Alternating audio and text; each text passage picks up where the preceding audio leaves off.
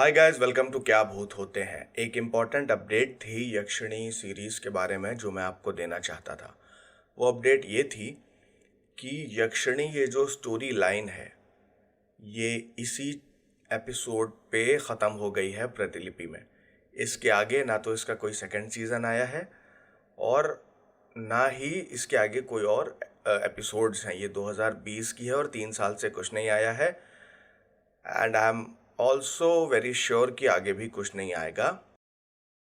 तो and again ये कहानी इतनी अब्रप्टली ख़त्म करी गई है, इतने अब्रप्ट जगह पर छोड़ी गई है कि अगर मैं यहाँ पर छोड़ दूँ तो आप शायद बाद में पलट कर मुझे ही उल्टा सीधा बोलेंगे कि यार ये कहानी क्यों उठा ली, आधी सुनाते हो ये वो। और इसका एंड मतलब एंडिंग है ही नहीं इसमें, ना ओपन एंडेड है ना क्लोज एंडेड है, इसमें एंडिंग है ही नहीं। तो मैंने ये डिसाइड किया है कि मैं इस कहानी को जितनी भी अभी तक हो गई है उसके आगे मैं उसको बढ़ाऊंगा और फिनिश करूंगा। तो जो भी लोग मुझसे छोटे हों वो बड़ा भाई समझ के, जो बड़े हों वो छोटा भाई समझ के, जो बराबर के हों वो दोस्त समझ के इस डिले के लिए मुझे माफ़ कर दें। आप इस पार्ट को सुने, एंजॉय करें और जब तक इस वीक मैं कहानी लिख के पूरी करता हूँ और नेक्स्ट वीक आपको बाकी के एपिसोड्स देता हूँ, तब तक मैं आपको 2 बेहतरीन वीडियोस और ला दूंगा, जो कि मेरा प्रॉमिस है। हर हफ्ते 3 वीडियोस का वो मैं आपको दूंगा, इस वीक भी। और 2 वीडियोस दूंगा। एक सरप्राइज है, वो आपको देखने पर ही पता चलेगा, और एक वीडियो मैं एक्स फाइल्स का आपको डेफिनेटली दूंगा। तो आज अभी आप इस कहानी को एंजॉय करिए और जब तक मैं लिखता हूँ तब तक आप बाकी वीडियोस को एंजॉय करिए। मिलते हैं नेक्स्ट वीडियो में, तब तक के लिए bye, good night, have fun.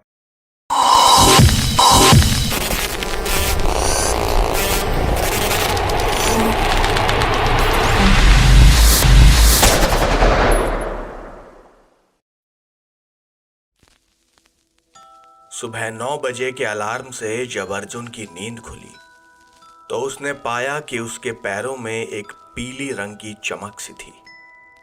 उसके पैरों में यह अजीब सी चमक क्यों आई, ये सोचकर अर्जुन ने तुरंत अपना लैपटॉप खोला और इस बारे में सर्च करने लगा। उसे पता चला कि यक्षिणी साधना में आगे बढ़ते जाने पर साधक के शरीर में एक अलग सी आभा आने लगती है और ये आभा पैरों से सर की दिशा तक बढ़ती है। किंतु साधक या फिर तंत्र विद्या के सिद्धहस्त लोगों के अलावा यह आभा किसी और को दिखाई नहीं देती। अर्जुन निश्चिंत हुआ कि ये कोई प्रॉब्लम तो नहीं है। फिर वो तैयार होकर अंकित के कमरे पर गया, क्योंकि उसे पिछली रात को अंकित के कमरे की जलती हुई लाइट और उसके गेट खोलने पर एक मन में शंका उत्पन्न हुई थी। अर्जुन ने दरवाजा खटखटाया तो अंकित ने कोई जवाब नहीं दिया। अर्जुन ने फिर से प्रयास किया और अपने हाथ से जोर से दरवाजा खटखटाया। इस बार दरवाजा खुद ब खुद खुल गया। अर्जुन आश्चर्य में डूबा हुआ कमरे की हालत को देख रहा था। अंकित अपने बिस्तर पर निढाल सा पड़ा था। जमीन पर जगह जगह काले रंग के निशान थे और अंकित की अलमारी जोर जोर से हिल रही थी। अर्जुन ने उस अलमारी को दीवारे के सहारे ठीक से टिकाने की कोशिश की, पर वो फिर से हिलने लगी। उसने कौतूहलवश अलमारी खोली तो उसमें से लकड़ी का एक छोटा सा बक्सा बाहर गिर गया। अर्जुन ने उस बक्से को हाथ में लिया तो उस बक्से में कुछ कंपन हो रहा था। आश्चर्य की बात यह थी कि अलमारी हिलना बंद हो गई थी। अर्जुन ने बिना देरी किए वो बक्सा खोला तो उसमें एक चांदी का ताबीज रखा हुआ था और अर्जुन को हल्की हल्की आवाज सुनाई दे रही थी। अर्जुन, अर्जुन, हेल्प, प्लीज मुझे बचाओ, मैं इसके अंदर हूं, प्लीज मुझे बचाओ। अर्जुन को पहले तो ये समझ नहीं आया, पर उसने जब वो ताबीज कान के पास लगाया तो वो चौंक पड़ा। उस लॉकेट में कोई था। इतने में वो आवाज फिर से आई, अर्जुन हेल्प मी, मैं अंकित हूं। इस बार अर्जुन की रूह कांप उठी। वो सोचने लगा कि अगर अंकित अंदर है तो फिर ये बिस्तर पर कौन है। अर्जुन ने लॉकेट जेब में रखकर अंकित को जगाने की कोशिश की तो उसके मुंह से आती तेज शराब की बदबू से अर्जुन का सर दर्द सा हो गया। उसे बिस्तर के पीछे 8-10 शराब की खाली बोतलें दिखाई दी। उसे ऐसा महसूस हो रहा था कि वो अंकित को जानता ही नहीं था। अंकित तो शराब को हाथ तक नहीं लगाता था। फिर आज एक साथ इतनी सारी शराब की बोतलें उसके कमरे में क्या कर रही थीं? कई कोशिशों के बाद भी अंकित की बेहोशी दूर नहीं हुई। अर्जुन डॉक्टर को बुलाने के लिए कमरे से बाहर निकल गया, पर तभी उसकी जेब में रखे ताबीज से आवाज आई, अर्जुन, अर्जुन मेरी बात सुनो प्लीज। अर्जुन ने रुककर ताबीज निकाला और कान के पास लगाया। उसमें से आवाज आई, वो असली अंकित नहीं है अर्जुन, वो तांत्रिक अघोरेश है। वो मेरी बॉडी में रहने लगा है और मेरी सोल को इस लॉकेट में उसने बंद करके रखा हुआ है। Only you can help me. सिर्फ तुम ही मेरी मदद कर सकते हो अर्जुन। अर्जुन के मुंह से निकल गया, क्या? लॉकेट से फिर से आवाज आई, हाँ Arjun, please help me. Arjun ने कहा, ठीक है अंकित, अगर ये तू ही है तो मैं किसी भी तरह तेरी मदद करूंगा। अर्जुन तुरंत ही अपने कमरे में गया और उस ताबीज को उसने एक जगह पर छुपा दिया। अर्जुन को मिलने जब यश आया तो उसने उसे कोई बात नहीं बताई, क्योंकि वो नहीं चाहता था कि यश को फिर से वो सब झेलना पड़े। यश ने जब अंकित के कमरे में जाने के लिए अर्जुन से कहा तो उसने मना कर दिया। उसने कहा कि अंकित सेल्फ स्टडी कर रहा है, इसीलिए उसे डिस्टर्ब नहीं करना चाहिए। यश ने अंकित के बदले हुए व्यवहार के बारे में भी अर्जुन से बात की, पर अर्जुन ने कुछ न कुछ बहाना बना दिया। यश को भी लगा कि शायद एग्जाम्स की एंजाइटी की वजह से अंकित ऐसा बर्ताव कर रहा है। इधर अर्जुन लाल सिंह की अचानक हुई हत्या से परेशान था और उसे समझ ही नहीं आ रहा था कि उसे क्या करना चाहिए। आज प्रतिपदा थी और अर्जुन लंच के लिए जाना नहीं चाहता था, क्योंकि उसे तो केवल एक और भोजन ही करना था, पर यश के आने के कारण उसे मजबूरी में जाना पड़ा। यश ने अपनी प्लेट ली और अर्जुन को भी कहा, तो अर्जुन ने कहा कि वो यश की प्लेट से ही खा लेगा। आज उसे भूख जरा कम लगी है। खाना खाने बैठते वक्त अर्जुन ने नियम के अनुसार एक कौर खा लिया और उठकर हाथ धोने जाने लगा। यश ने उसे रोका, बस एक बाइट अर्जुन। अर्जुन ने कहा, यार यश, मैं ना बाद में खा लूंगा, अभी भूख नहीं है। इसी प्रकार कभी चंद्रायण व्रत के नियम से खाकर और कभी रूम में खा लूंगा ऐसा कहकर अर्जुन अपना व्रत पूरा करता जा रहा था। हर दिन एक एक कौर बढ़ाकर जिस प्रकार शुक्ल पक्ष के चंद्रमा में वृद्धि होती है, उसी प्रकार पूर्णिमा तक ग्रास बढ़ाता गया और फिर पूर्णिमा से एक एक कौर कम करते हुए उसे और आगे भोजन करना था। इस व्रत को करते हुए उसे 7 दिन ही हुए थे कि उसे चक्कर आने लगे और कमजोरी महसूस होने लगी, पर उसने ये बात यश को या अपने बाकी साथियों को पता नहीं लगने दी। और इधर अंकित अर्जुन को साधना में उत्तरोत्तर वृद्धि करते देखकर बहुत खुश हो रहा था, क्योंकि वो जानता था कि वो साधना पूरी होते ही अघोरेश अंकित के शरीर को नष्ट करके अर्जुन के शरीर में प्रवेश कर जाएगा। इधर अर्जुन इस बात से चिंतित था कि अंकित को बिना किसी सिद्ध तांत्रिक की मदद के अघोरेश के चंगुल से आजाद कराना मुमकिन नहीं हो सकता था, और अघोरेश अर्जुन की साधना को देखकर और मांस मदिरा के व्यसन के कारण बिल्कुल भूल चुका था कि अंकित की आत्मा उसने जिस बक्से में कैद की थी वो उसके कमरे में था भी या नहीं। इसी तरह पूर्णिमा का पूरा चांद आने में बस एक दिन रह गया था और अर्जुन को आज फिर झील पर जाकर साधना करनी थी, और आज ही उसे रुद्राभिषेक भी पूरा करना था। 1-2 दिनों से ठंड भी अपने पूरे जोर पर थी। अर्जुन ने रात के लिए सारी सामग्री अपने बैग में रख ली थी और वो पूरी तरह से तैयार था। आज रात को जैसे ही अर्जुन जाने के लिए निकला, यश उसके रूम में आ गया। अब अर्जुन असमंजस में पड़ गया कि चतुर्दशी की रात को की गई साधना ही पूर्णमासी की पूजा में लाभकारी होती है। अर्जुन को बाहर जाने के कपड़े पहना देखकर यश ने पूछा कि वो इतनी रात को कहाँ जा रहा है। अर्जुन ने कहा कि वो बस चेंज करने जा रहा था। और उसने यश से कहा कि उसे बहुत नींद आ रही है, उसे भी अब सोने जाना चाहिए। यश अर्जुन के इस बर्ताव से थोड़ा हैरान सा था, क्योंकि अर्जुन ने उसे कभी अपने कमरे से जाने को नहीं कहा। वो अनमने मन से वहां से निकल गया, पर उसके मन में अब तक कई सवाल उठ गए थे। इधर अर्जुन भी जल्दी में था कि वो झील पर जल्दी से जल्दी जाकर अपनी पूजा संपन्न करे। उसे हल्का शक भी हो गया था कि यश को उसकी हरकतों पर डाउट हो गया था। अर्जुन ने कुछ मिनट रुककर उसके बाद जाना ही उचित समझा और 10 मिनट बाद अपने कमरे से बाहर निकला। आज बाहर कोई पुलिसकर्मी भी नहीं थे, क्योंकि लाल सिंह का केस हाल फिलहाल एग्जाम्स की वजह से रोक दिया गया था और सिर्फ छत का इलाका ही पुलिस ने सील कर रखा था। अर्जुन जल्दी जल्दी झील के किनारे पहुंचना चाहता था और इसीलिए वो तेज कदमों से चल रहा था। उसकी साइकिल इस वक्त पार्किंग एरिया में रहती थी, इसीलिए वो उसे इस्तेमाल नहीं कर सकता था। वो जैसे तैसे झील पर पहुंचा। जल्दी जल्दी जाने की वजह से वो पसीने से भीग चुका था और हांफ रहा था। आज उसे आधे घंटे की देरी पहले ही हो गई थी और पूजा की तैयारी भी काफी ज्यादा करनी थी। वो जल्दबाजी में सारे इंतजाम करने लगा। मंडल जमाया, हवन कुंड प्रज्वलित किया और आसन लगा लिया। इसके बाद उसने स्वयं की शुद्धि की और साफ सुथरी धोती कुर्ता पहनकर आसन पर बैठ गया। प्रारंभिक पूजन करके वो भगवान शिव के रुद्राभिषेक करने लगा। आज चतुर्दशी तिथि चल रही थी और पूर्णिमा के शुरू होने की समयावधि भी करीब थी। अर्जुन को आज ही रात में सारे रुद्राभिषेक करने थे। ओम नमः शिवाय, ओम नमः शिवाय, ओम नमः शिवाय।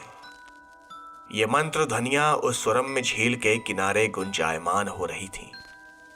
अर्जुन वैसे ही भगवान शिव का भक्त था और आज तो रुद्राभिषेक भी उसे खुद ही करने थे, पर बिना किसी आचार्य या गुरु के वह स्वयं किताबी ज्ञान और इंटरनेट की मदद से यह सब कर रहा था।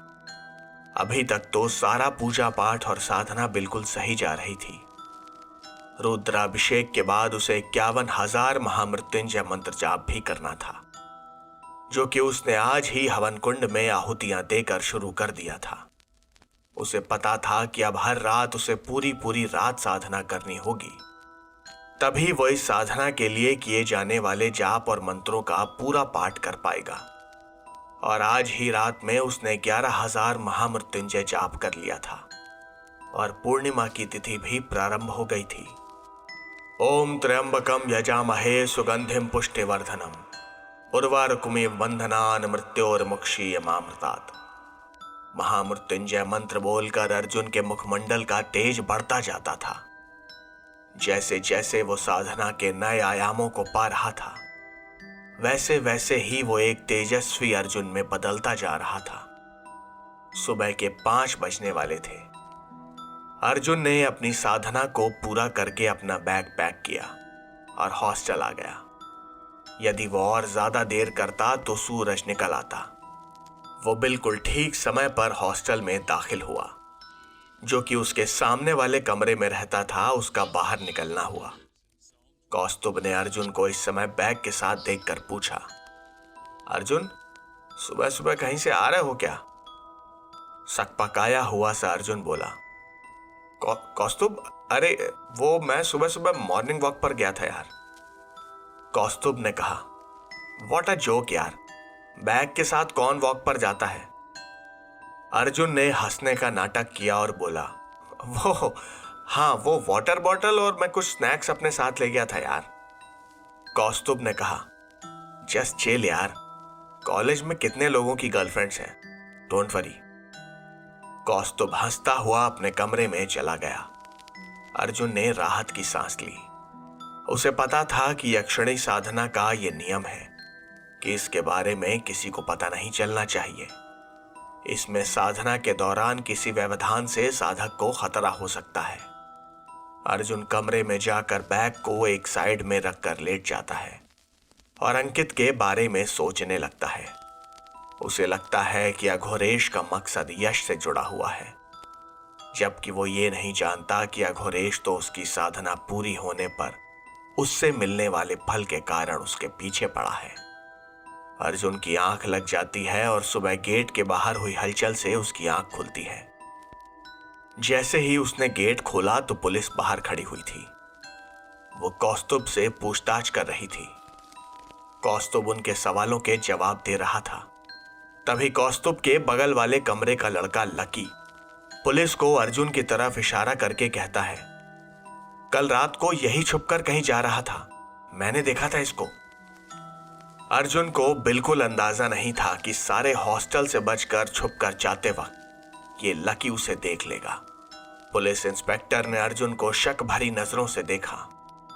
अर्जुन ने अपनी ओर घूरती उसकी निगाहों को पहचान लिया था। इंस्पेक्टर के पास आते ही वो अपना दम साध कर खड़ा हो गया। इंस्पेक्टर ने पूछा, नाम क्या है तुम्हारा? सर, अर्जुन अग्रवाल। कल रात को कहां गया था? सर, वो मैं टहलने गया था लॉन में। ठंड में टहलने जाने का क्या लॉजिक है? हाँ?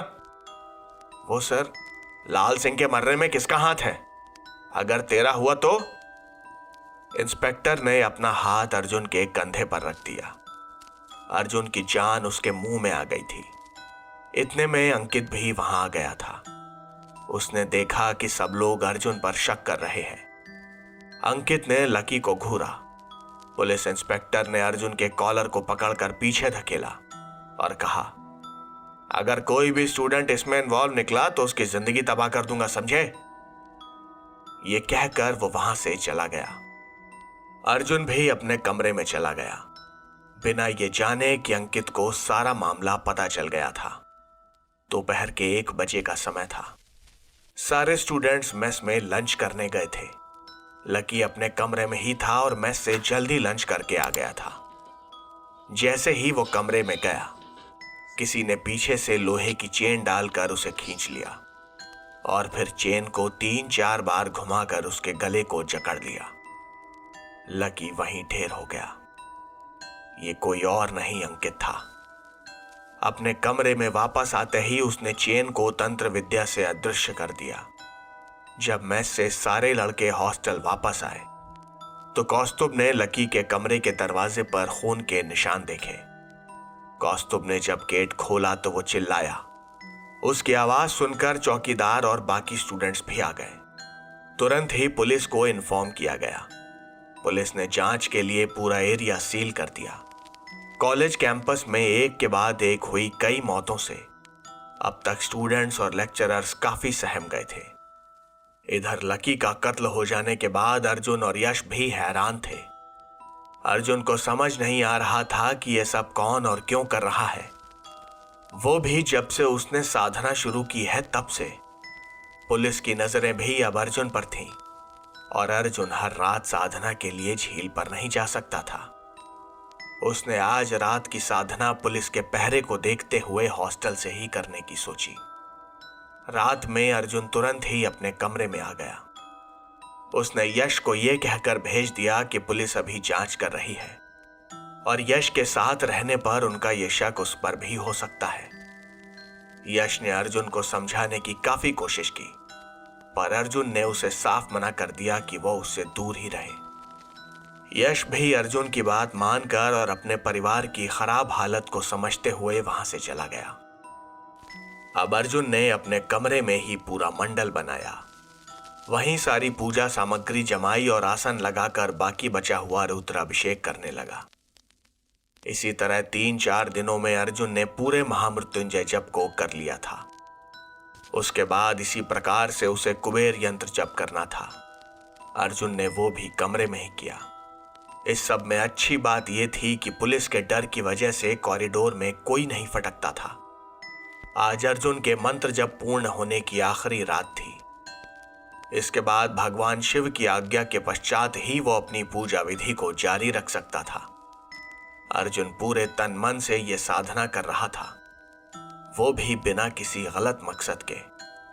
वो केवल अपनी योग्यता को परखना चाहता था। अर्जुन को इस तरह से साधना करते हुए 20 दिन हो गए थे और रात को हर क्षण वो केवल साधना को ही समर्पित कर देता था। सुबह वो आम लोगों की तरह रहता और शाम को जल्दी जल्दी सारा काम खत्म करके फिर से साधना में लग जाता। आज रात 10 बजे उसने सोचा कि वो कुछ देर लेटकर आराम कर ले और उसकी आंख लग गई। गहरी नींद में जाने के बाद अर्जुन को एक स्वप्न दिखाई दिया।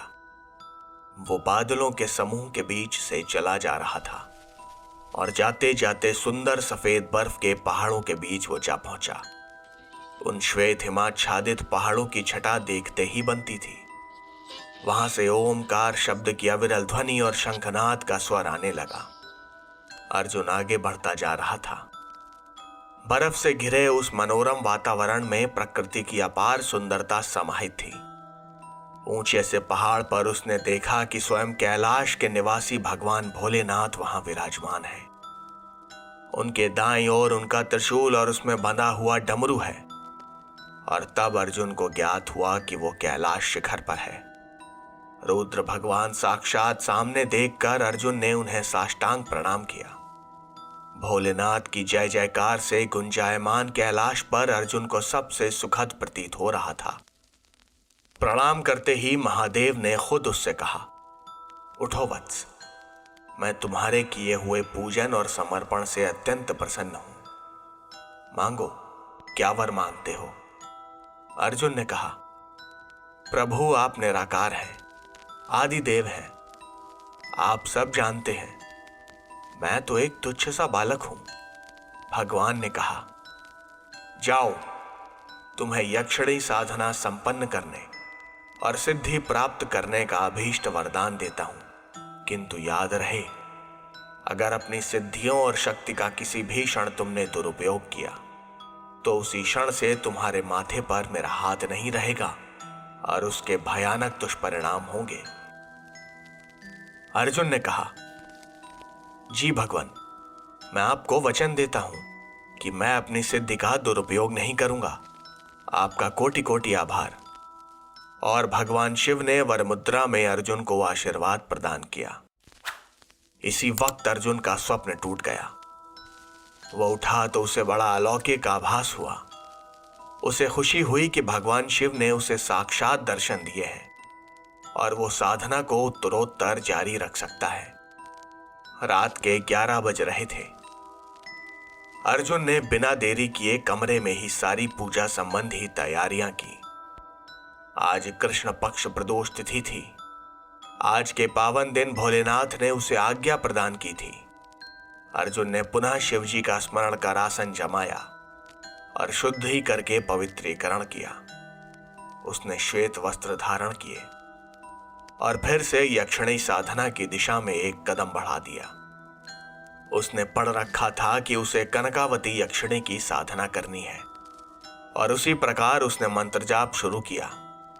कनकावती यक्षिणी साधना में सफल होने पर साधक इतना तेजस्वी हो जाता है कि वो अपने विरोधी को भी वश में कर सकता है। इसमें सफल होने पर साधक की सभी मनोकामनाएं पूर्ण होती हैं। वो मंत्र जाप कर रहा था। ओम ह्रीं होम रक्ष कर्मणि आगच्छ कनकावती स्वाहा। ओम ह्रीं होम रक्ष कर्मणि आगच्छ कनकावती स्वाहा। ओम ह्रीं होम रक्ष कर्मणि आगच्छ कनकावती स्वाहा। अर्जुन मंत्रों का जाप अब धीमे स्वर में कर रहा था। धीमे स्वर में किए गए मंत्रों के जाप को वाचिक जप कहते हैं और बीच बीच में वो मन ही मन जप भी कर रहा था, जिसे उपांशु जप कहते हैं। शिवजी से आज्ञा मिलने के बाद से अर्जुन ने पूजा स्थान में 2 आसन लगा दिए थे। एक आसन स्वयं के लिए और दूसरा यक्षिणी के लिए। कहते हैं कि साधना के समय यक्षिणी साधक के समीप आती है और आसन ग्रहण करती है, किंतु यदि साधक उन्हें देख सके तब भी उसे उन्हें दूर से ही प्रणाम करना चाहिए और अपनी साधना को खंडित नहीं करना चाहिए। अर्जुन लीन होकर जप करता जा रहा था और उस रात जप खत्म करके वो सो गया। अगले दिन भर उसे सिर्फ साधना करने की ही तीव्र इच्छा थी। आजकल वो यश से भी नहीं मिल रहा था। बिना किसी काम के वो कमरे से बाहर तक नहीं निकलता था और उसे खाने पीने का भी कोई होश नहीं था। वो भूखा प्यासा साधना में रत था। वो भूल चुका था कि उसने अपना फोन भी कब चार्ज किया था। यश ने भी एग्जाम्स के कारण खुद को कमरे तक ही सीमित कर लिया था और अंकित के शरीर में रह रहा घोरेश अत्यंत प्रसन्न था, क्योंकि अर्जुन को सिद्धि जल्द ही जल्द प्राप्त होने वाली थी। 1 महीना हो चुका था।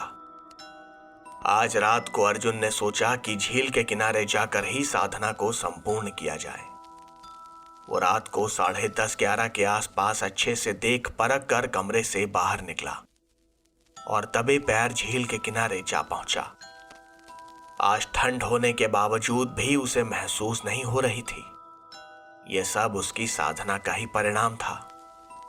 घोर साधना के बाद उसकी देह त्याग और समर्पण की प्रतिमूर्ति बन गई थी।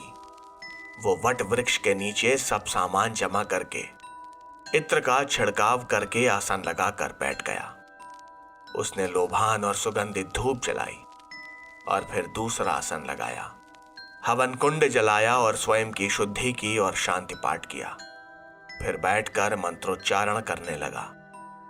आज उसने पूर्ण स्वर में वाचन किया। झील का किनारा गूंज रहा था और सुगंधित द्रव्य की महक हवाओं में घुलकर वातावरण को सुरम्य बना रही थी। थोड़ी ही देर हुई थी कि आसपास भयानक आवाजें आने लगी। तेज आंधी चलने लगी और काले धुएं का बादल अर्जुन के आसपास घूमने लगा। उसके बाद एक विचित्र सी डरावनी महिला, जिसके हाथ उल्टे थे और दांत मुंह से बाहर निकले हुए थे, अर्जुन के पास लगे आसन पर आकर बैठ गई। अर्जुन खुली आंखों से ध्यान कर रहा था।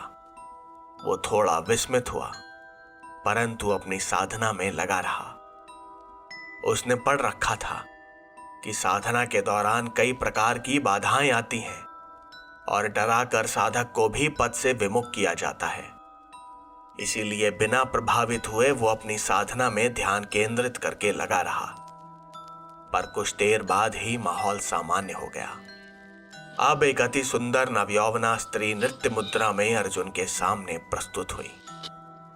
उसने अपनी कामुक भाव भंगिमाओं से अर्जुन के ध्यान को विचलित करना चाहा, परंतु अर्जुन अग्रवाल तो था ही अलग, सबसे अनोखा। उस पर इन सब काम बाणों का कोई असर नहीं हुआ।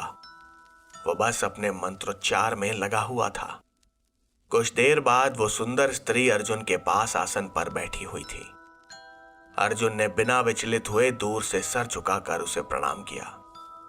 कुछ देर पश्चात वो मुस्कुराती हुई विलुप्त हो गई। अर्जुन के दृढ़ संकल्प के आगे कोई माया काम नहीं कर रही थी। आज की साधना को करने के बाद अर्जुन ने सुबह के करीब 4:30 बजे अपने सामान को बैग में डाला और वहां से जाने लगा। पर उसे पास वाले पेड़ से कोई व्यक्ति अचानक गायब होते दिख गया। आज अर्जुन के धैर्य की सीमा नहीं थी। वो दौड़ता हुआ पेड़ के पास पहुंचा तो उसे वहां पर अंकित का जैकेट दिख गया। अंकित के जैकेट को देखकर अर्जुन के दिमाग में अब सारी कड़ियां जुड़ने लगी थीं। कैसे यश की आत्मा को अंकित ने कब्जे में लिया होगा, दीक्षित जी को अपने जाल में फंसाया होगा और आचार्य से मिलने के बाद कैसे उसने लाल सिंह को मारा होगा और अंकित के शरीर को बज़स किया होगा। यह सब अघोरेश ने क्यों किया था, इसका जवाब अर्जुन के पास नहीं था। वो सोच रहा था कि अघोरेश को उससे क्या फायदा हो सकता था, या फिर मुझे उससे क्या फायदा हो सकता था। पर अचानक उसके दिमाग की घंटी बजी। उसे समझ आया कि अघोरेश यश के यहां रहते हॉस्टल में उसकी आत्मा को भी अपने वश में कर सकता है और वो अपने फायदे के लिए किसी भी हद तक जा सकता है।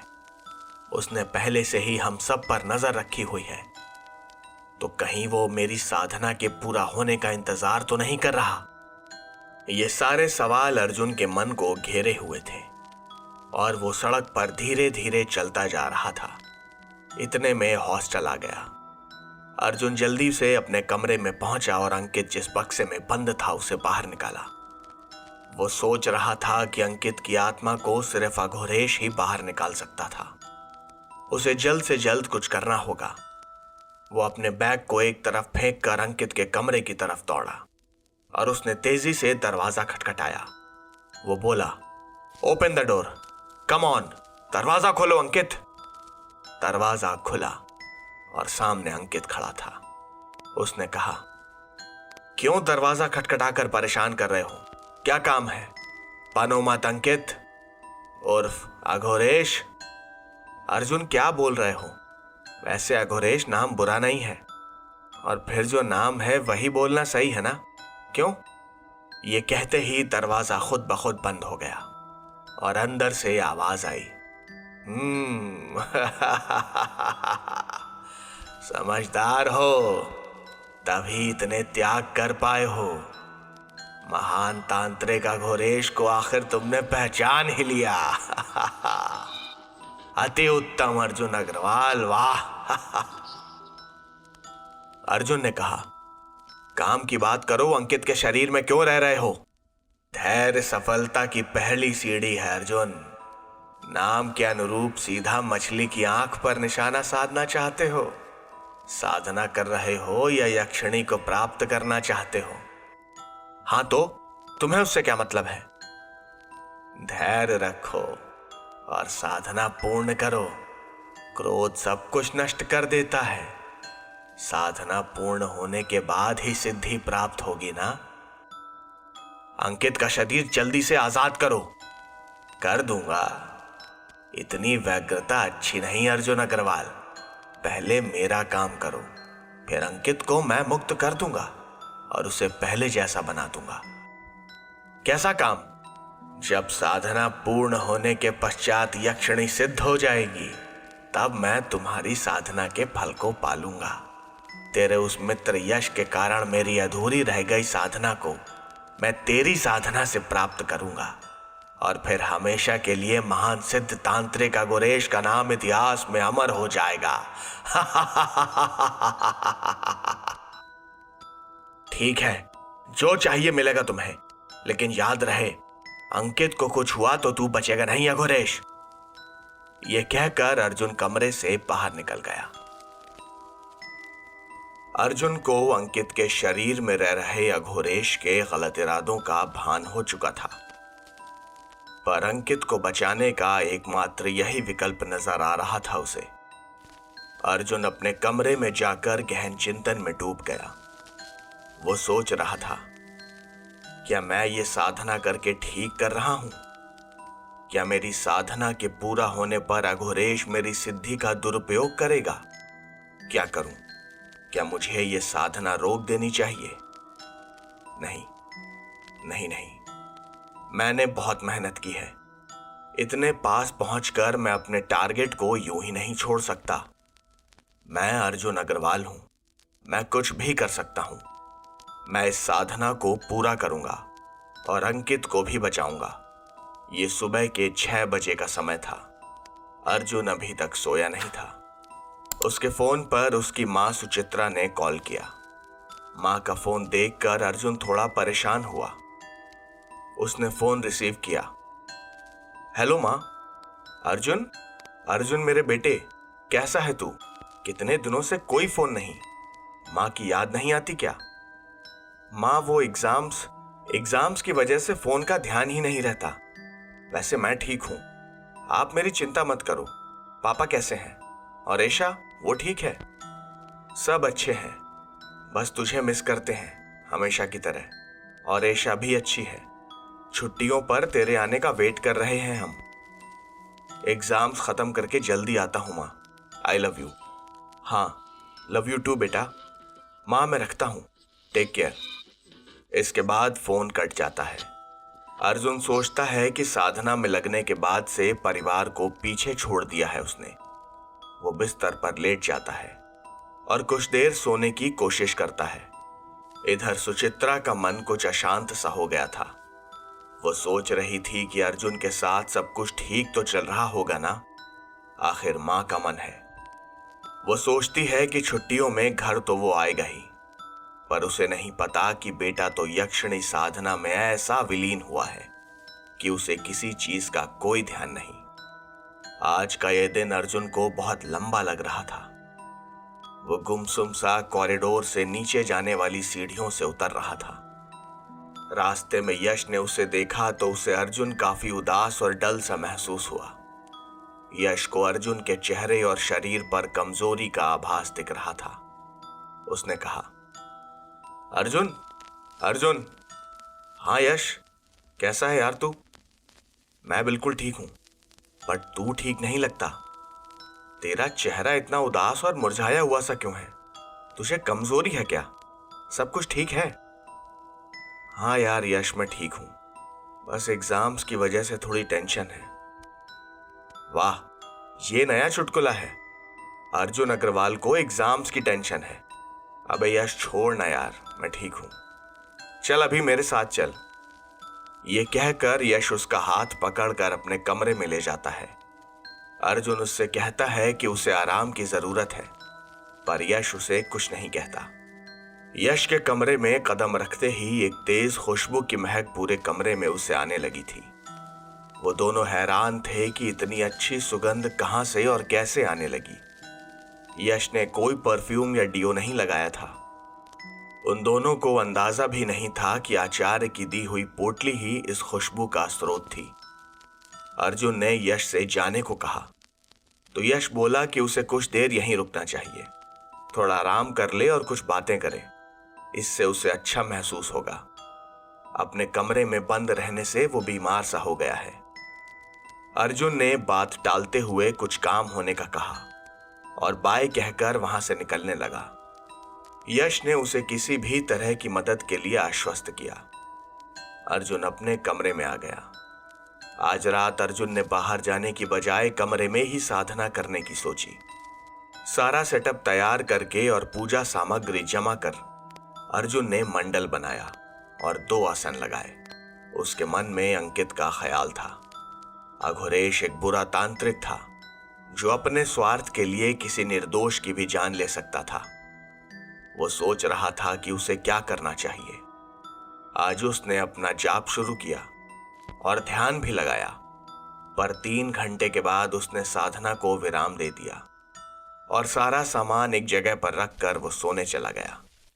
साधना करते हुए 33 दिन का समय बीत गया था। अर्जुन खुद भी बहुत डिस्टर्ब हो गया था। अगले 10 दिनों बाद एग्जाम्स भी शुरू हो रहे थे। अर्जुन ने न जाने कितने दिनों से कोई भी किताब नहीं उठाई थी। आज रात के समय अर्जुन ने सोचा कि उसे झील के किनारे जाकर साधना और मंत्रोच्चार करना चाहिए। वो धैर्य रखकर झील के किनारे पहुंचा और वहां सारी तैयारियां की। उसने पूजा सामग्री जमाई और आसन लगाकर बैठ गया। फिर वो हवन कुंड में आहुतियां देने लगा। ओम ह्रीं हूं रक्ष कर्मणे यागच्छ कनकावती स्वाहा। ओम ह्रीं हूं रक्ष कर्मणे यागच्छ कनकावती स्वाहा। और आज की साधना में एक सौम्य स्त्री ने कुछ देर बाद ही वातावरण में मधुरम संगीत लहरियों के समान बजती वीणा के तारों को झंकृत करते हुए पायल के घुंघरुओं की ध्वनि के साथ वटवृक्ष के नीचे आगमन किया। वो सौम्य स्त्री वहीं लगे आसन पर बैठकर मुस्कुराने लगी। अर्जुन अपनी साधना में गहनता से लीन था। उसे इस बात का पता ही नहीं चला था कि एक स्त्री उसके निकट बैठी हुई थी। उसके बाल लंबे, घने और मणियों से सुशोभित थे। बालों में लगी वेड़ियों से मोगरे की रमणीय सुगंध पूरे झील के किनारे को महका रही थी। दिव्य नेत्रों में लगे काजल की किनोर से झांकते नयनों में एक अलग ही तेज था। उसका मुखमंडल उज्ज्वल और दैदीप्यमान था। किसी स्वर्ग की सुंदरी के समान अद्भुत स्वरूप वाली वो स्त्री अपनी सुमधुर वाणी से बोली, उठो साधक, अपनी तप साधना से बाहर आओ। मैं कनकावती यक्षिणी स्वयं तुम्हारे सम्मुख उपस्थित हूं। तुम्हारे त्याग, कठिन तप और धैर्य के साथ किए गए प्रयास के कारण मुझे यहां आना ही पड़ा। अपने नेत्र खोलो। अर्जुन अभी भी इसे एक मायाजाल समझकर मंत्रोच्चारण करता रहा। तभी उसे एक और आवाज सुनाई दी, मैं कोई कपोल कल्पना नहीं, मैं तुम्हारे तप से प्रसन्न हूं। मैं सिद्ध हुई, तुम्हारी साधना संपूर्ण होती है। अर्जुन ने अपनी आंखें खोली और सामने आसीन यक्षिणी को देखकर वो अपने नेत्रों पर विश्वास नहीं कर पाया। स्वयं कनकावती यक्षिणी उसके सामने विराजमान थी। अर्जुन ने हाथ जोड़कर प्रणाम किया और पुष्प अर्पित किए। उसने कहा, आपको मेरा सादर प्रणाम देवी। मैं एक अज्ञानी हूं, किंतु आप मेरे तप से आईं और मुझे दर्शन दिए, इसके लिए मैं आपका आभारी हूं। यक्षिणी ने कहा, साधक मांगो, क्या वर मांगते हो? अर्जुन ने जवाब दिया, देवी आप मेरे लिए पूजनीय है। मुझे किसी भौतिक सुख सुविधा की कोई कामना नहीं है। मैं तो केवल आपकी कृपा चाहता हूं। हमेशा मेरे साथ अपनी कृपा रखें। यक्षिणी ने कहा, तुम प्रथम साधक हो जिसे सिद्धि और बल नहीं बल्कि दर्शनों से ही संतोष है।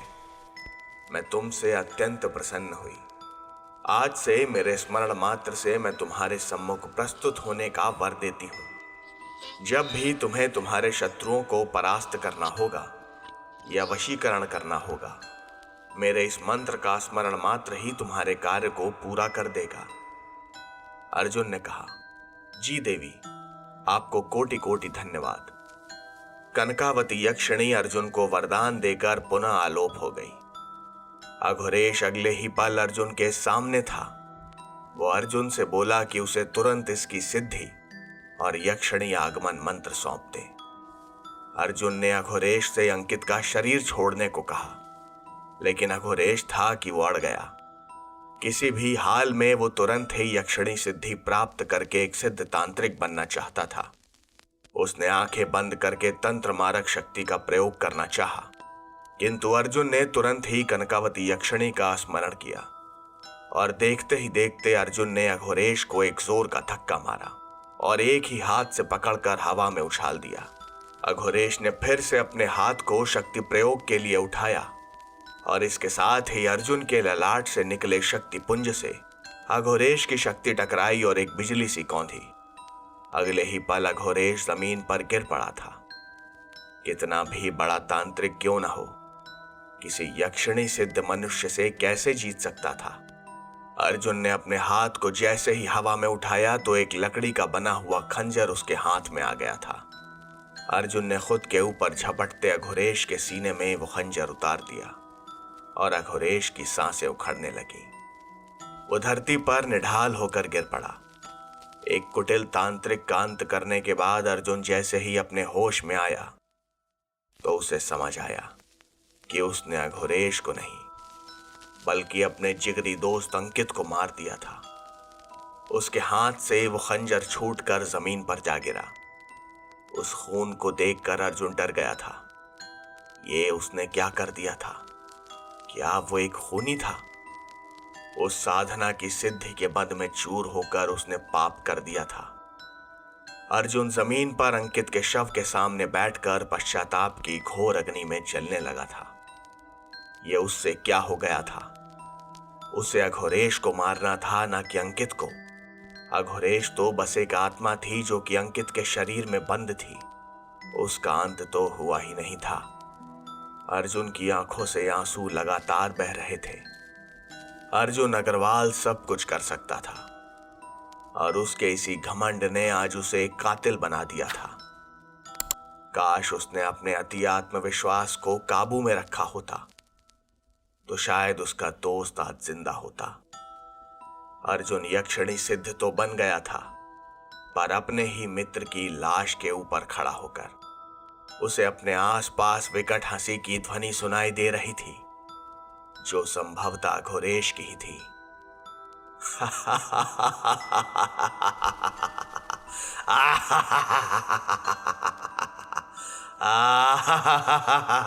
अर्जुन।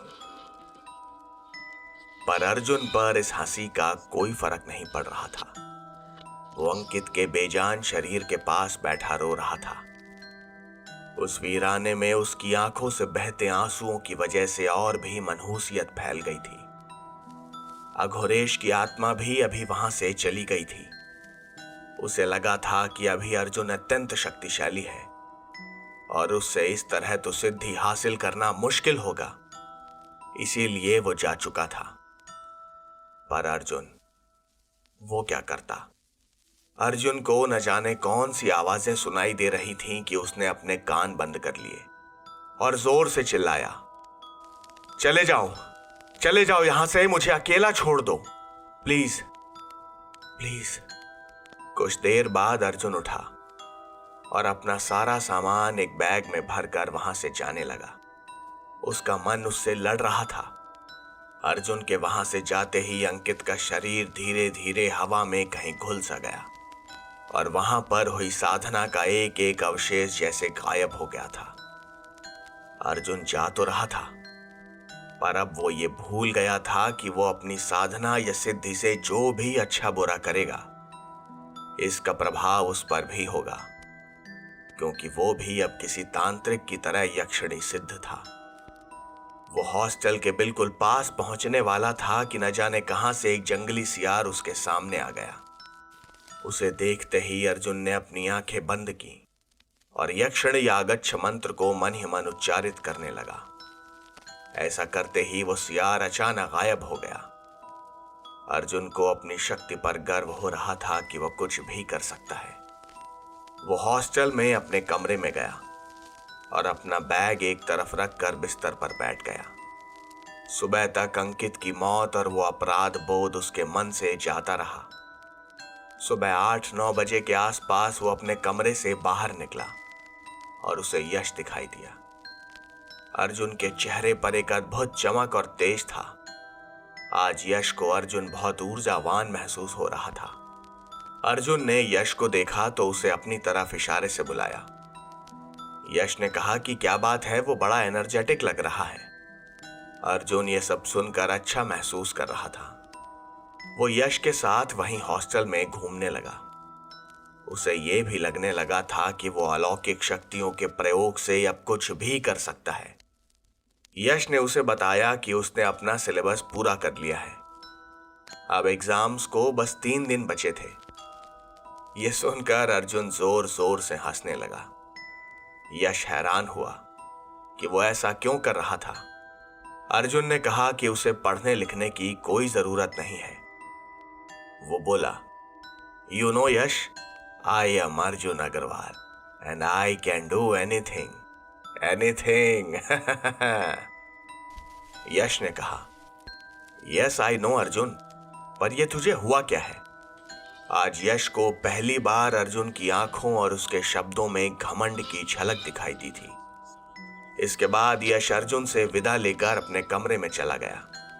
उसे अंकित से कुछ नोट्स लेने थे। इसके लिए ही वो वापस अंकित के कमरे की तरफ गया।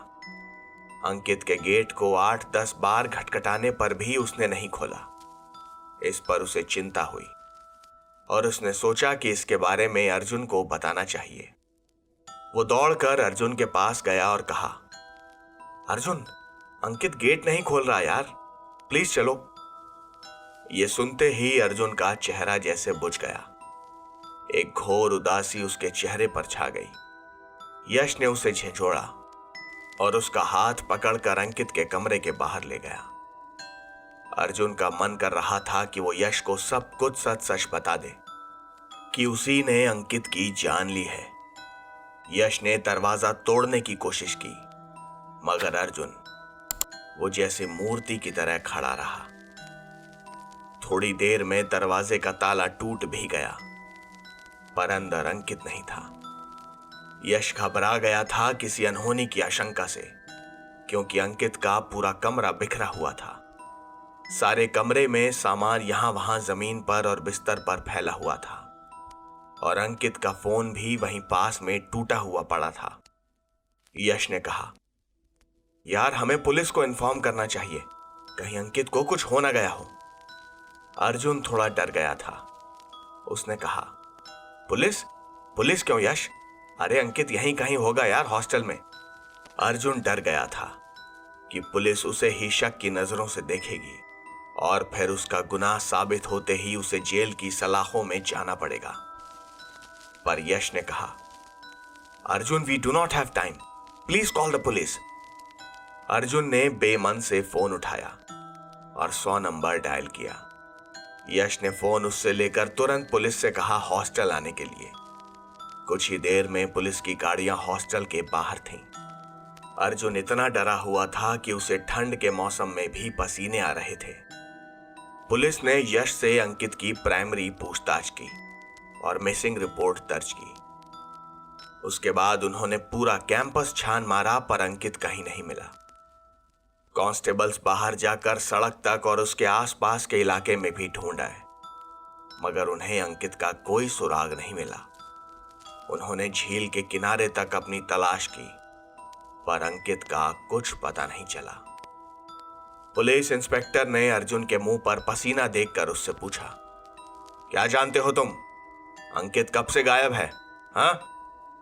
अर्जुन कांपते हुए बोला, सर वो अंकित शायद कल रात से नहीं, मैं कह नहीं सकता सर, पता नहीं मुझे। उस इंस्पेक्टर के माथे पर अर्जुन को देखकर शक की लकीरें उभरने लगी थी। इतनी देर में अर्जुन ने अपनी आंखें बंद की और दोबारा जैसे ही उसने अपनी आंखें खोली तो वो इंस्पेक्टर मुस्कुराते हुए बोला, अर्जुन, तुम तो अंकित के सबसे खास दोस्त हो ना, तुम कभी उसके साथ कुछ बुरा नहीं कर सकते। तुम जाओ यार। अर्जुन मुस्कुराया और अपने कमरे की ओर चला गया। उसने तुरंत यक्षिणी का आह्वान किया था और इंस्पेक्टर की बुद्धि को सम्मोहन शक्ति से बांध दिया था। इधर यश बिल्कुल बदहवास हो चुका था और अर्जुन अब खुद को और भी ताकतवर समझने लगा था। जैसे जैसे वो शक्ति प्रयोग करता जा रहा था, उसका घमंड बढ़ता जा रहा था। अंकित की गुमशुदगी को पुलिस ने मिसिंग कॉलम में डालकर केस पर ध्यान देना कम कर दिया था और अब एग्जाम्स भी शुरू हो गए थे। अर्जुन और यश दोनों का ध्यान एग्जाम्स पर लगा था। अर्जुन ने कुछ भी पढ़ाई नहीं की थी, पर वो हर एग्जाम को सिद्धि की मदद से लिख देता था और सबसे पहले अपना एग्जाम खत्म करके चला जाता था। अब तक सारे एग्जाम्स और प्रैक्टिकल्स खत्म हो गए थे और सारे छात्र अपने अपने घरों को जाने की तैयारी कर रहे थे। अंकित को एक गुमशुदा किताब की तरह भुला दिया गया था, पर उसकी आत्मा जिस तावीज में कैद थी, उसे अर्जुन ने न जाने कहां रखा हुआ था। यश ने भी अंकित की यादों को मन के एक कोने में कहीं दबा कर रख दिया था। इंजीनियरिंग पूरा होने की खुशी भी सारे छात्रों के मुंह पर दिखती थी। यश भी अपने घर जा चुका था। जाने से पहले वो अर्जुन से मिला और दोनों एक दूसरे से गले मिले। यश काफी भावुक हो गया था। अर्जुन ने उसे सांत्वना दी और फिर मिलेंगे कहकर जाने को कहा। दोनों ने कुछ पुरानी यादें ताजा की। उसके बाद यश ट्रेन से उसी दिन मिदनापुर निकल गया और अर्जुन ने बेंगलोर के लिए अपनी फ्लाइट पकड़ ली। बहुत महीनों बाद घर गए यश और अर्जुन के परिवार वाले उन्हें देखकर बहुत खुश हुए। यश ने कई कंपनीज में जॉब के लिए अप्लाई किया हुआ था और उसे कॉल लेटर्स आने भी लगे थे। और इधर अर्जुन नौकरी की परवाह किए बिना दिन भर घर में बस पड़ा रहता था। उसे तो घर के छोटे मोटे कामों के लिए भी शक्ति प्रयोग करने की आदत हो गई थी। माँ बाप के सामने कभी कोई शक्ति प्रयोग ना हो, ऐसी कोशिश अर्जुन ने कई बार की थी। डाइनिंग टेबल पर या सुबह की चाय के वक्त उसके पिता उसे कोई कंपनी ज्वाइन करने की सलाह देने लगे थे। वो हर बार उन्हें टालता था।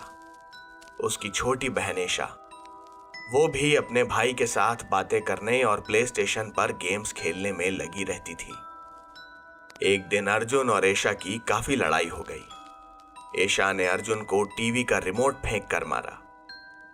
अर्जुन, जिसे कभी गुस्सा नहीं आता था, उसे अचानक एशा पर इतना गुस्सा आया कि उसने हाथ हवा में उठाकर वहां रखे फ्लावर पॉट को एशा के सर पर मार दिया। यक्षिणी सिद्धि मिलने के बाद से अर्जुन इतना अजीब व्यवहार कर रहा था कि उसके घर वाले भी हैरान थे। वो बात बात में गुस्सा करने लगा था। एशा के मजाक को उसने बहुत गंभीरता से ले लिया था। उस चोट से एशा के सर से खून बहने लगा था और वो वहीं बेहोश होकर गिर पड़ी थी। ये सब देखकर अर्जुन हंस रहा था और अर्जुन की माँ, जिन्होंने पीछे से ये सब देख लिया था, वो जोर से चिल्लाई। अर्जुन को डांटते हुए उन्होंने एम्बुलेंस को कॉल किया।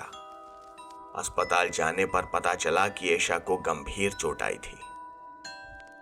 इस सब से दुखी होकर अचानक अर्जुन रोने लगा और खुद को एशा की हालत का जिम्मेदार समझने लगा। उसके इस अजीब व्यवहार से उसकी मां सुचित्रा काफी घबरा गई थी।